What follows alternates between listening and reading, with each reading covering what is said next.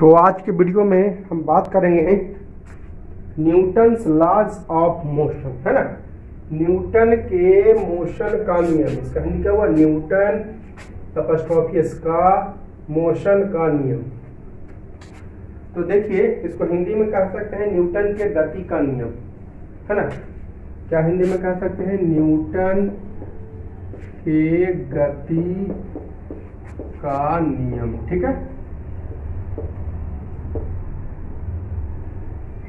तो देखिए सबसे पहले हम समझते हैं ये न्यूटन किस बारे में ये ला दिए थे।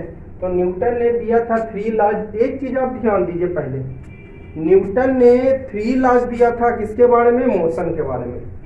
तो ऐसा नहीं कि टोटली आपको 3 लॉज दिए हैं। न्यूटन ने लाइट के बारे में भी एक लॉ दिया था। क्या किया था उन्होंने, वो सर्कुलर डिस्क लिया था और उसको जो है एक स्टैंड से सेट कर दिया था। इसमें 7 कलर अरेंज किया था।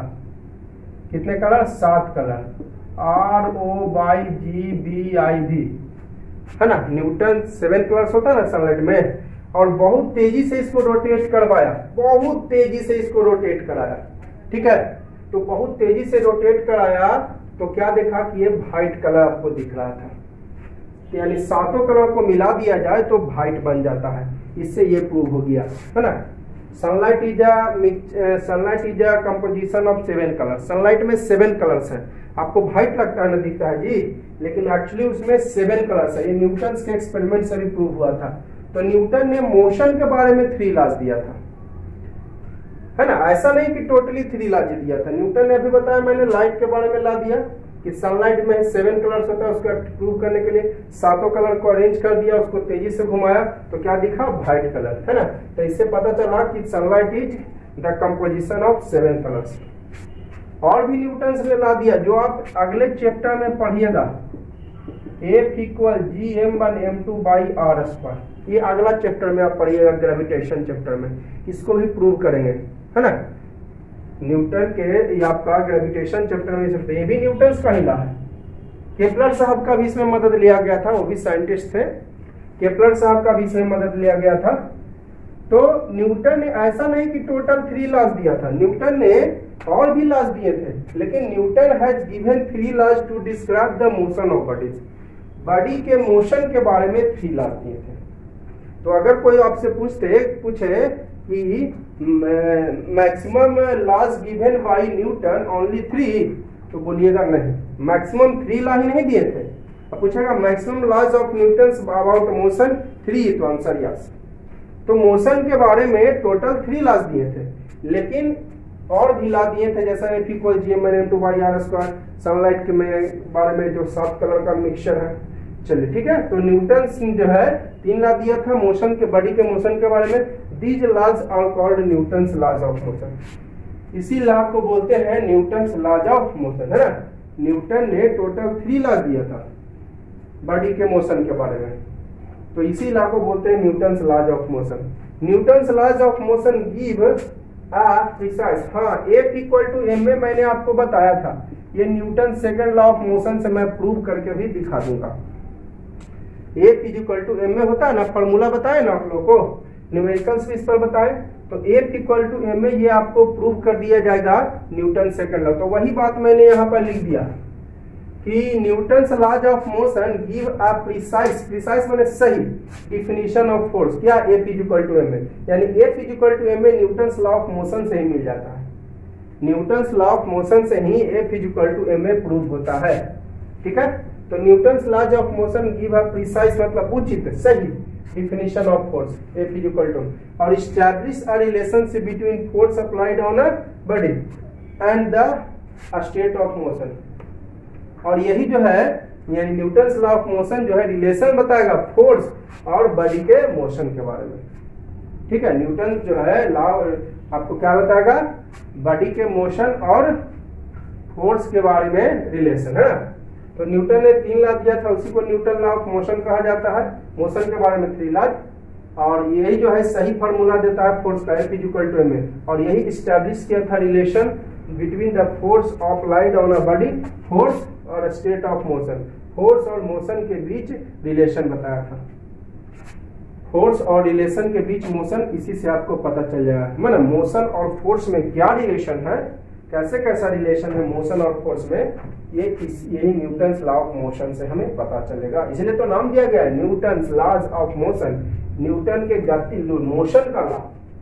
तो मोशन तो बिना फोर्स लगाए होगा नहीं। अब कहिएगा सर फोर्स इसमें कहां से आ गया? अरे आप फोर्स लगाओगे तभी तो मोशन आएगी, बिना फोर्स लगाए मोशन आ सकती है? कभी नहीं, नेवर। गाड़ी में इंजन फोर्स लगाता है तब ना गाड़ी आगे बढ़ी, तो बिना फोर्स लगाए मोशन नहीं आएगी। इसलिए मैंने इसमें एक्सप्लेन किया कि रिलेशनशिप बताता है फोर्स और मोशन के स्टेट के बारे में। अब समझ में आ गया फोर्स कहां से आ गया? कोई पूछ दे कि इसमें फोर्स कहां से आ गया न्यूटन्स लॉ ऑफ मोशन में, यहां तो कहीं फोर्स नहीं लिखा है, तो बताइएगा उनको कि if motion is coming to an object that is force applied necessary, अगर किसी ऑब्जेक्ट में मोशन लाते हैं इसका मतलब उसमें फोर्स लग रहा ही है। ठीक है, तो इसलिए रिलेशन बताता है फोर्स अप्लाइड और स्टेट ऑफ मोशन में। ठीक है, क्लियर? अब देखिए पढ़ेंगे न्यूटन 3 को लॉ दिया था मोशन के बारे में, तो Newton's laws of motion. First Newton law of motion, Newton के गति का पहला नियम। तो देखिए फर्स्ट लॉ क्या कहता है, चलिए पहले मैं एग्जांपल देता हूँ। बिल्डिंग आप लोग देखते होंगे, है ना, आपके घर में पिलर भी होगा वो भी देखते होंगे। तो घर में जो पिलर है आपका, बिल्डिंग जो है वो रेस्ट में है या मोशन में है? तो कोई भी बोलेगा कि रेस्ट में है।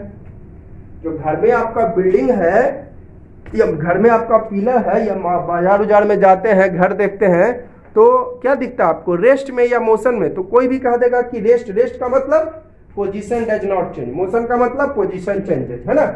तो रेस्ट में है तो क्या, रेस्ट में है तो हमेशा वो रेस्ट में रहेगा।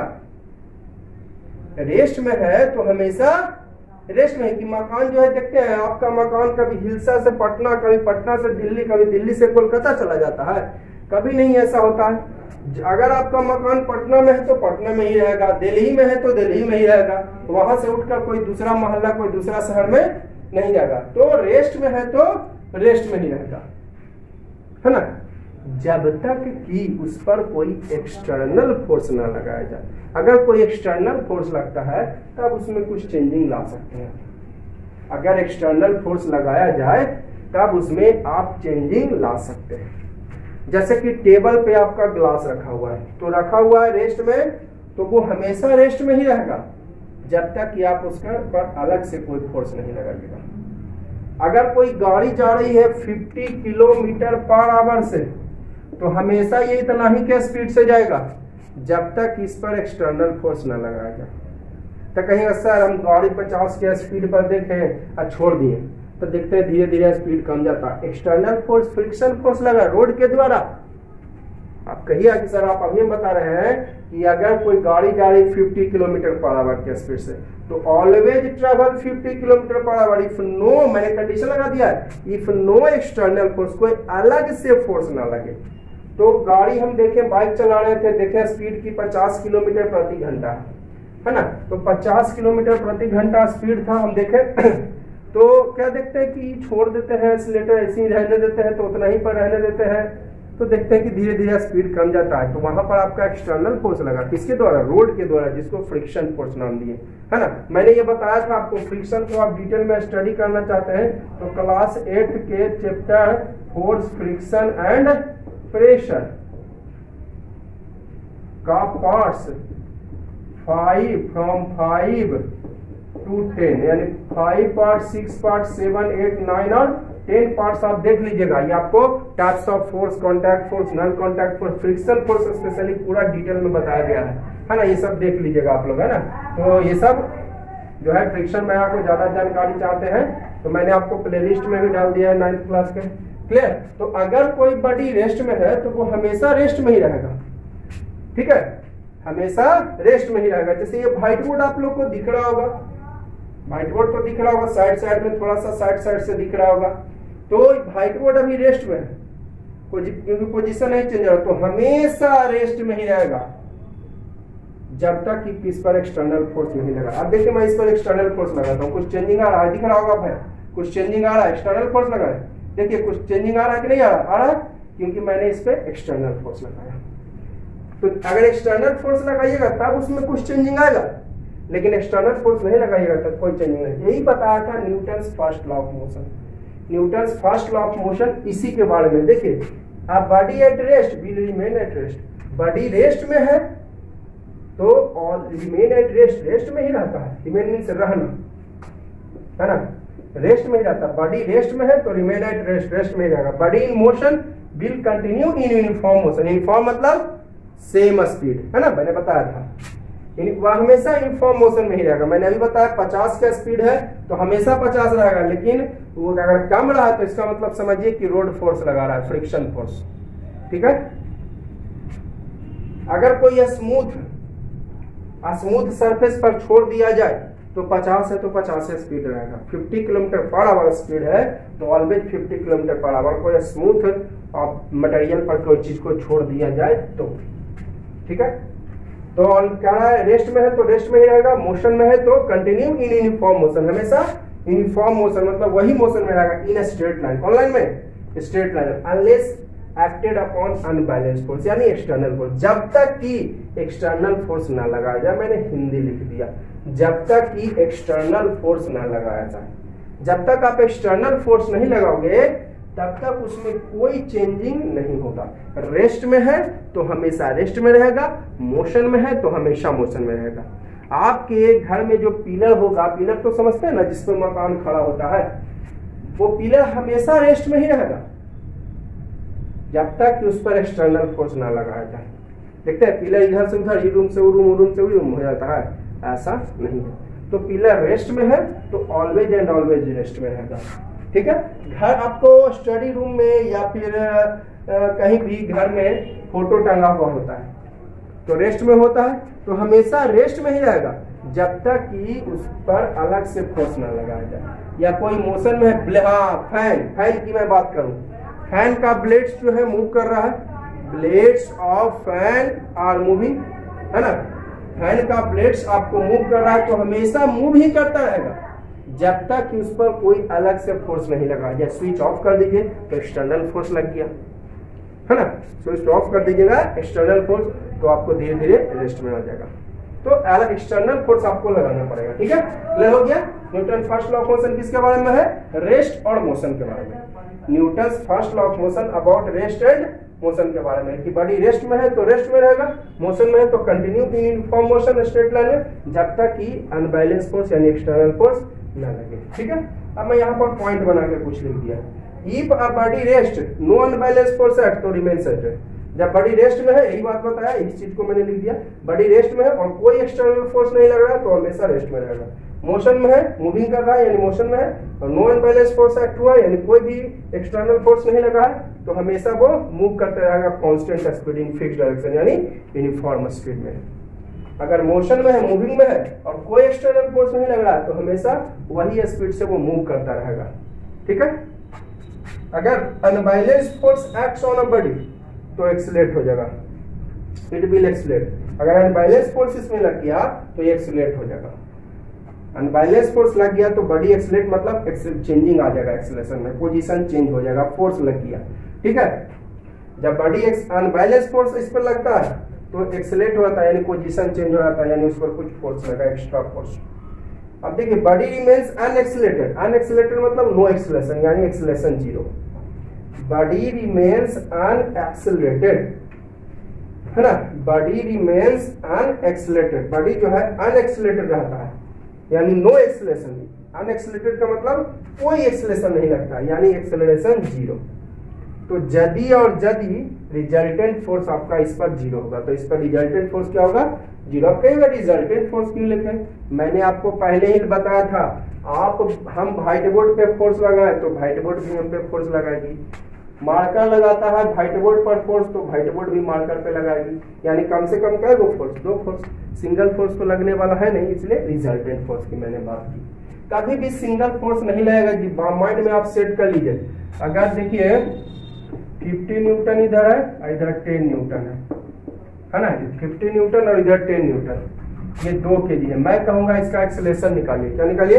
एक्सेलेरेशन का फॉर्मूला हो जाएगा F/m, तो एफ देखिए यहाँ पर 50 लीजिएगा, 10 लीजिएगा, तो ये प्लस और ये माइनस, तो एफ नेट इसमें अगर निकालिएगा तो कितना आएगा, अपोजिट डायरेक्शन है, माइनस कर देंगे तो 40। तो यहाँ पर 40 न्यूटन लेके आपको निकालना पड़ेगा। आ रही बात समझ में? तो रिजल्टेंट फोर्स पर डिपेंड करता है एक्सीलरेशन, है ना। मैं इसके बारे में आपको बता दिया भी है, न्यूमेरिकल बताते हैं acceleration depends on resultant force. ऐसा ना कि ये 50 न्यूटन लेके बनाइए, ये 10 न्यूटन लेके बनाइए, आपका रिजल्टेंट फोर्स पर डिपेंड करता है। तो रिजल्टेंट फोर्स के अनुसार आपको निकालना पड़ेगा। क्लियर? तो इसको मैं आपको बता देता हूँ एक छोटा सा न्यूमेरिकल टाइप का। क्लियर? तो समझ गए, बॉडी रिमेन्स अनएक्सेलरेटेड। अगर बॉडी अनएक्सेलरेटेड मतलब नो एक्सेलरेशन, यानी एक्सेलरेशन 0 हो, तो रिजल्टेंट फोर्स 0 होगा। इस पर सिंगल फोर्स तो होता नहीं, इसलिए मैंने एफ नेट एक्सप्लेन किया। एफ का फॉर्मूला है m a equal to 0, unaccelerated मतलब acceleration 0, m into 0 equal to 0। Clear है ना। बॉडी अनएक्सेलरेटेड है यानी नो एक्सेलरेशन, यानी एक्सेलरेशन 0, एक्सेलरेशन की जगह 0 रख दिए तो कितना हो गया 0। अब एफ नेट क्यों ले गए? क्योंकि सिंगल फोर्स आज तक नहीं लगा है, क्योंकि हमने अभी बताया व्हाइट बोर्ड पर फोर्स लगाए तो व्हाइट बोर्ड भी हम पर फोर्स लगा दी। तो कम से केगो फोर्स लगा, 2 फोर्स। तो मिनिमम 2 फोर्स ही लगेंगे, तो 2 फोर्स यानी रिजल्टेंट फोर्स। ठीक है। देखिए मैंने अभी आपको बताया ये पॉइंट कि एक्सेलरेशन के बारे में, depends on resultant force. Acceleration जो है रिजल्टेंट फोर्स पर निर्भर करती है। ये एग्जांपल भी मैंने बताया अभी आपको, 50 न्यूटन 10 न्यूटन। तो बताओ यहाँ पे 50 न्यूटन इधर लगा और 10 न्यूटन अपोज में लगा, है ना। तो 50 का तो मुकाबला नहीं किया, लेकिन 10 का तो मुकाबला करेगा ना। तो रिजल्टेंट फोर्स आपका 40 न्यूटन यहाँ पर हो गया। तो अब बताओ जो इस बॉडी पर यानी 40 Newton force applied on this body, है ना। इस पर जो है एक्चुअली 40 न्यूटन ही फोर्स लगा, क्योंकि 50 न्यूटन जो ये लगाया था 10 न्यूटन अपोज में था, तो एक्चुअली जो है इस पर 40 न्यूटन का ही फोर्स लगा। ठीक है। तो फॉर्मूला जानते हैं, इसलिए एफ नेट से मतलब है, देखिए एक्सेलरेशन जब भी निकालिएगा तो रिजल्टेंट फोर्स के अनुसार। किसके अनुसार? तो रिजल्टेंट फोर्स के अनुसार। तो रिजल्टेंट फोर्स 40 न्यूटन। तो फॉर्मूला होता है F net is equal to mass, है ना। तो ए ने निकालना है, तो इधर एम इंटू में, इधर आया तो डिवाइड में, एफ नेट के जगह 40 और एम के जगह 2 kg, कट जगह 20 टाइम्स, सारा ए भी ऐसा यूनिट, ये भी ऐसा यूनिट, तो रिजल्टेंट भी ऐसा यूनिट, यानी एक्सेलरेशन आ गया 20 मीटर पर सेकंड स्क्वायर। तो एक्सेलरेशन कैलकुलेट करने के लिए हम लोग रिजल्टेंट फोर्स 40 न्यूटन का सहारा लिया। इससे कंफर्म हो जाता है कि acceleration depends on resultant force. इस बात को ध्यान में रखिएगा, एकदम वेरी वेरी इंपॉर्टेंट है ये। अक्सर कंपटीशन में इस तरह का सवाल देता है। देखिए अब एक वर्ड, हम नया वर्ड पढ़ने जा रहे हैं, इनर्शिया। क्या है इनर्शिया? जिसे हिंदी में कहते हैं जड़त्व। ठीक है। तो इनर्शिया क्या है कि रेस्ट, और रेस्ट में है तो रेस्ट में, मोशन में है तो वही मोशन में।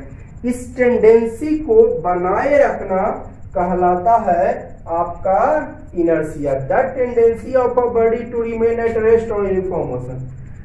बॉडी की टेंडेंसी बनाए रखना, रेस्ट में है तो रेस्ट में, मोशन में है तो मोशन में, यूनिफॉर्म मोशन मतलब वही मोशन में, उसी को बोलते हैं इनर्शिया, है ना।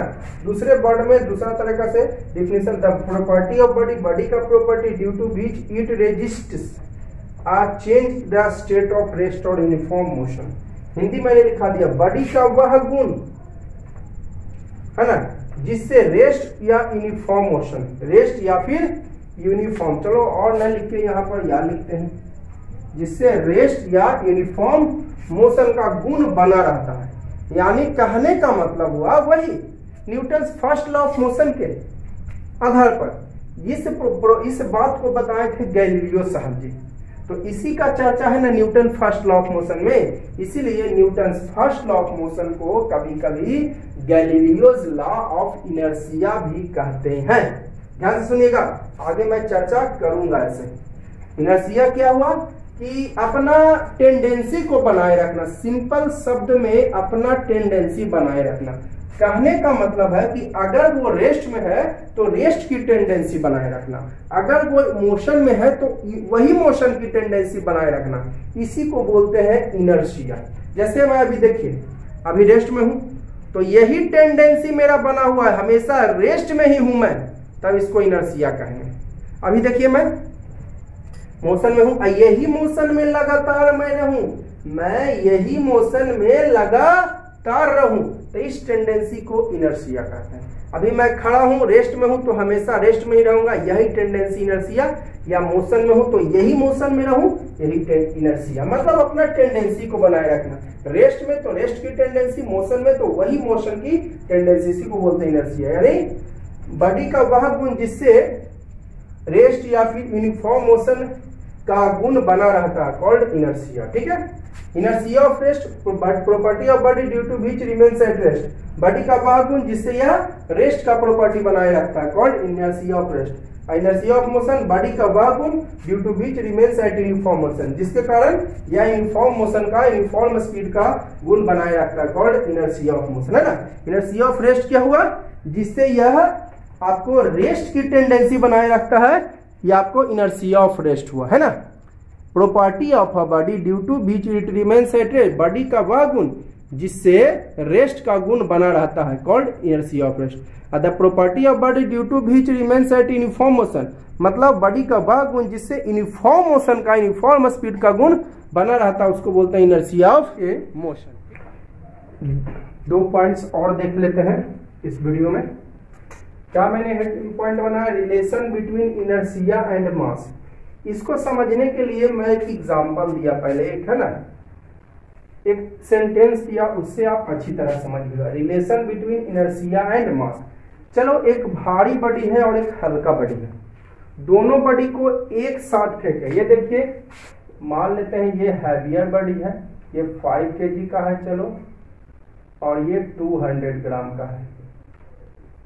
ठीक है, दोनों को एक साथ फेंके सेम स्पीड से, मान लेते हैं 5 किलोमीटर पर आवर, तो इसका पे स्पीड 5 किलोमीटर पर आवर, है ना। तो अब क्या दिखेगा, स्टॉप ये होगा इन शॉर्ट टाइम, ये स्टॉप होगा in long time.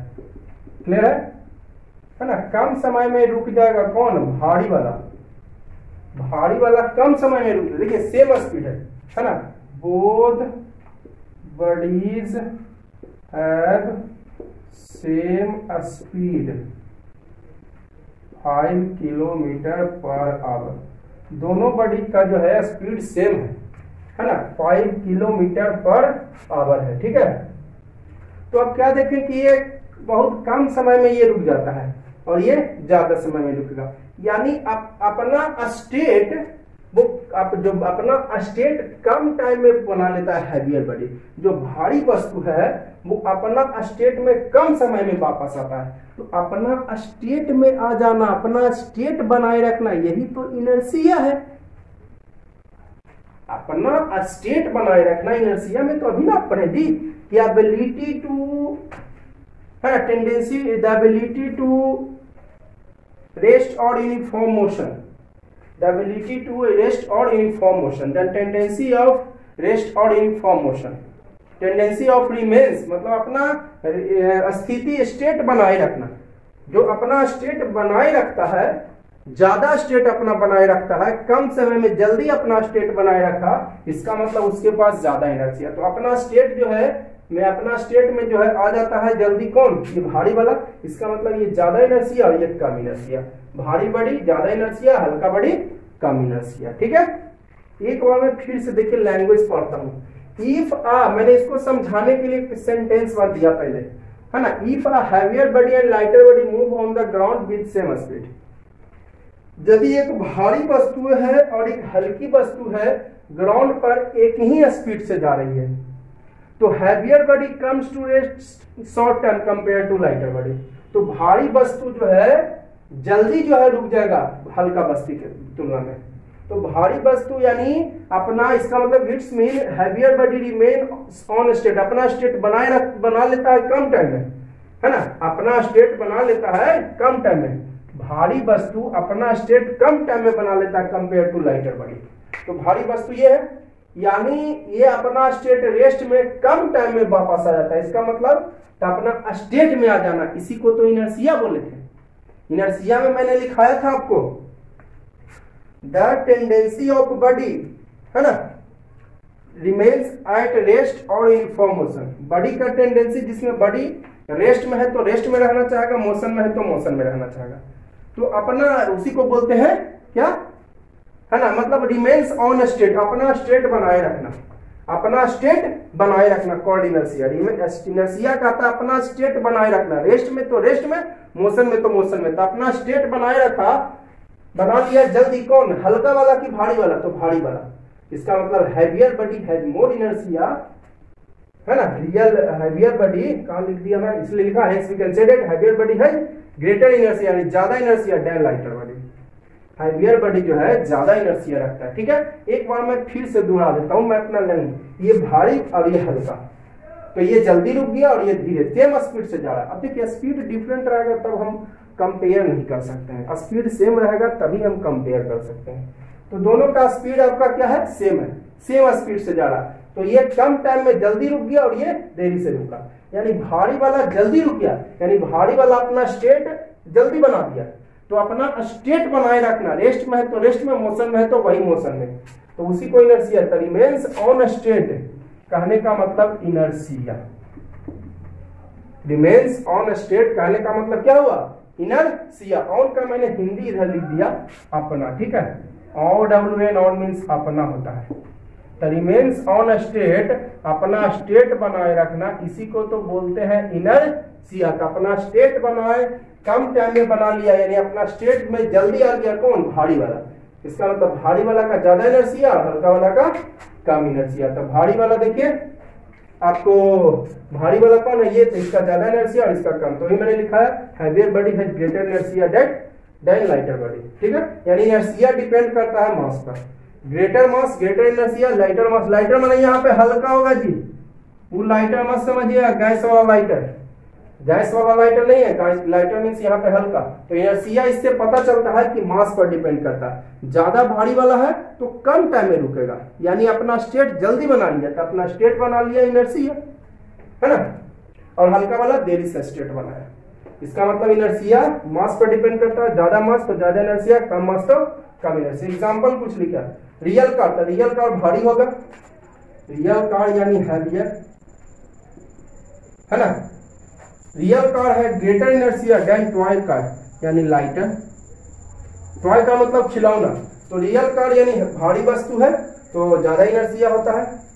Body 5 kg ज्यादा भारी है, 5 kg वाला ज्यादा इनर्शिया रखता है 200 ग्राम वाला से। एग्जाम्पल से यहाँ पर ही बताया, भारी है तो ज्यादा इनर्शिया। ट्रक के पास ज्यादा मास है और बाइसिकल के पास कम मास है, तो ट्रक का इनर्शिया ज्यादा होता है। तो इनर्शिया आप लोग समझ गए, इनर्शिया किस पे डिपेंड किया, मास पर। तो हैवियर बॉडी तो heavier inertia, large smaller body तो स्मॉलर इनर्शिया, ठीक है। तो इस वीडियो के लिए मैं इतना ही रहने देता हूँ, और वीडियो अच्छी लग रही हो तो आप लोग जरूर लाइक कीजिएगा, है ना, और पूरा वीडियो देखिए, बढ़ा कर नहीं देखना है, ओके।